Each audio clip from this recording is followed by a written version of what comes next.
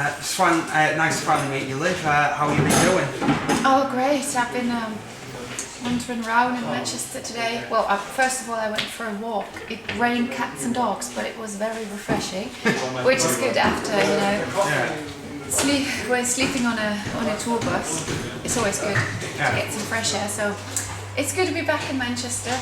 And I visited the record store and found Libertine in there, and I'm very happy. So That's certainly good that the UK stars are selling their new solo album. Well, you played in Cardiff yesterday, and you're playing Manchester tonight.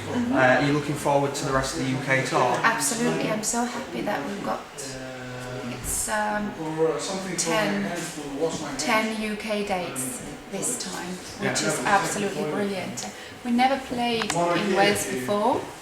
Unfortunately, there are no Scotland shows for this tour, which is a shame. But we will do Northern Ireland as well. Never done that before, so I'm very excited. It's good to hear. A lot of Liv's songs are based on and around Norse mythology and the Viking Age. Where did the idea come from to base most of the songs on Nordic themes? That came with my homesickness, being missing Norway. Yeah. I moved to Germany 15 years ago. Germany is absolutely fantastic. We're living in the middle of a vineyard area, very beautiful. But still, home is home. Yeah. And always will be. So I do miss my fjord. And the things that interested me, or the themes that interested me the most at school, were always about the Vikings and the Middle Ages. Yeah. So, and I just love languages.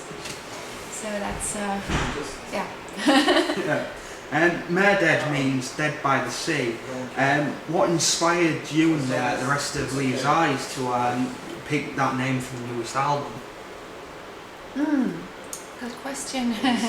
Yeah, it's actually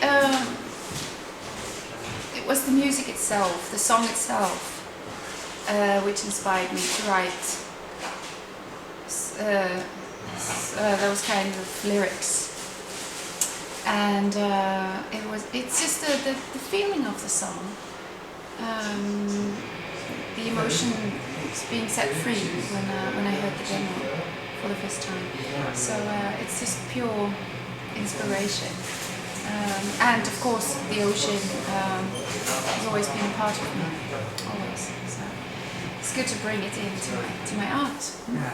Yeah. Speaking of the Meredead album, do you feel like it differs either musically or lyrically from previous albums? If so, how?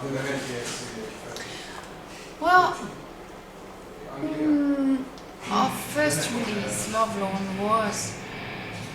that concept was made up.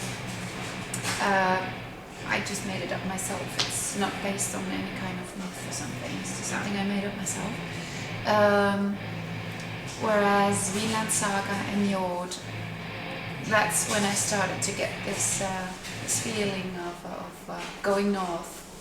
And Meredead is the album which has the most folk influence of all albums we've done so far.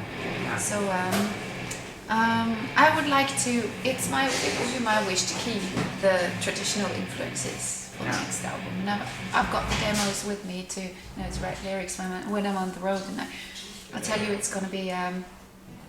We will keep the hard, the rough sound. Yeah. It will get even rougher. And we'll keep most of the traditional tunes in there as well. So, but a bit rougher, a bit more metal. As previously mentioned, a lot of Liv's Eyes songs deal with Norse themes. What would you say, for you personally, is your favourite Norse myth? Okay. What would you say is your favourite Norse myth? Why I favour Norse myth? Which one's your favourite one? Come with the milk. Thank you so much. Thank you. Cheers. Well, do you mean of the gods and goddesses, or themes, or Just anything in general, like for example,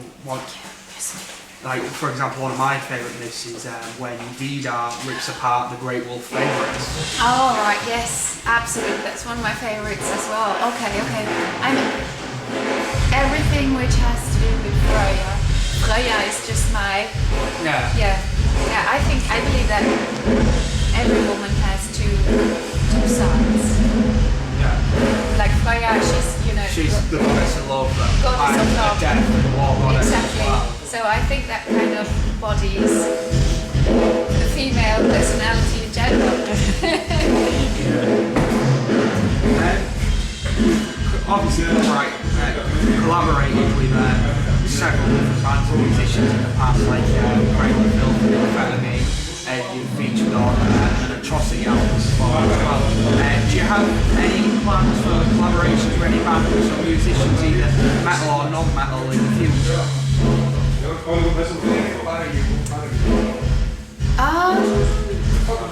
now, no. But I have to wait and see until I return from tour. I do sometimes, I do guest vocals for demo bands. It's not about the size of the band, how popular a band is. It's all about the music. So if I like a song, I might as well do it for your neighbour's dog.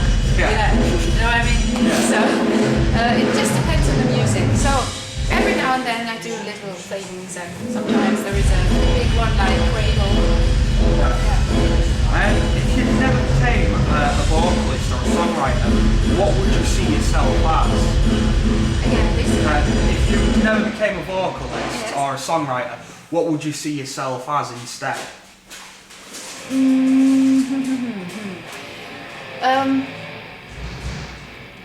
A sportswoman. Or a teacher. Well, I do teach. I do teach when I'm at home. What I've enjoyed very much so far, except from being a musician and an artist, is working with so-called difficult children and teens. And that's something I really like doing. Put a lot of energy into that, working with children. Going back to talk about the new album Meredead, are there any underlying concepts or themes throughout the album? Well, yes. Every album, every song on the album somehow has a link to one story. Yeah. Or god or goddess of Nordic mythology. So but there is no red line, like the Vinland Saga is one complete story taken out of our history. Yeah, to do with the whole immigration to Iceland, Greenland. Exactly, and the discovery of America, Vinland, America. Yeah. So Meredead is more like it's concerned with different themes or stories or characters from Norse mythology. Right. What song would you say defines Liv's Eyes as a whole? Oh, that's a very good question, actually. Well, that's hard. Freya's theme, probably. Freya's theme, yes. Yeah. Mm-hmm. Even though Meredead was released early last year, and you're obviously already starting demoing some new stuff, how soon can we expect a new album to be out? Spring next year. Mm-hmm. We'll definitely be looking forward to it. Thank you so much. Thank you. If you could go back to when you first became a vocalist, what advice would you give yourself?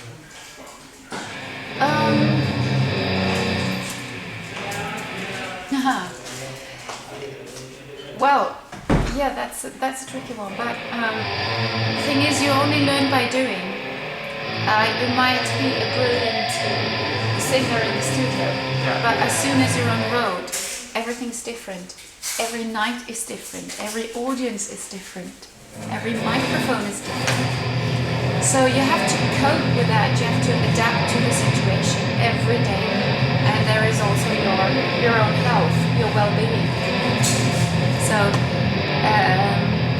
lots of things, important things coming together just for, you know, when you work outside the studio. So that's the best thing to do is to go on tour, and then you'll become a better singer even in the studio. So that's what actually made me become the experienced artist I am. I never had any singing lessons. I don't have a clue about notes, but I'm still here, and I feel comfortable with the whole thing. So yes, and I'm trying to stay in a good shape. And I should have started doing sports, do something for my health much earlier. But it kind of, I had this idea that this is something which does me good.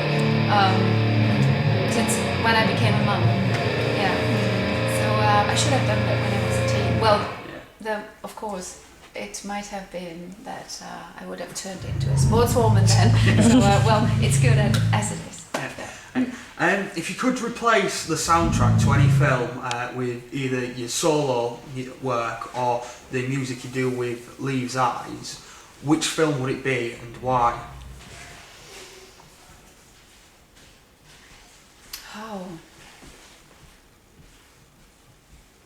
Oh, that's a very, very good question.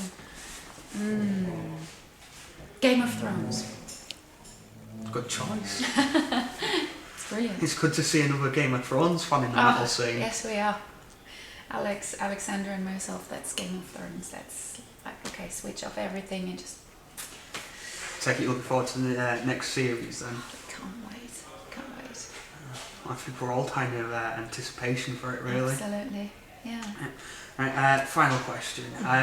What inspired Liv's Eyes to start bringing more folky elements, throughout each album? For example, Meredead features more traditional influences and folky influences, and even has a couple of traditional songs in. Like, I can't remember the name of it, but I know it translates to The Crow's Ballad. Yes, Kråkevisa. Yes, exactly, and that's that was the deciding moment for me when I just had the idea, let's do Kråkevisa, The Crow's Ballad, and I know many other bands, people, even Martin Hargett from Aha did it as a pop version. But I wanted to have it rougher. I wanted to show what this song actually is about. Yeah. And that's when I thought, okay, why not bring in other traditional instruments and influences to our music. So Meredead, you always want your album to sound round. Yeah. Sounds like that soundtrack. So thanks for your time, Liv. Thank you so much. Have a great show.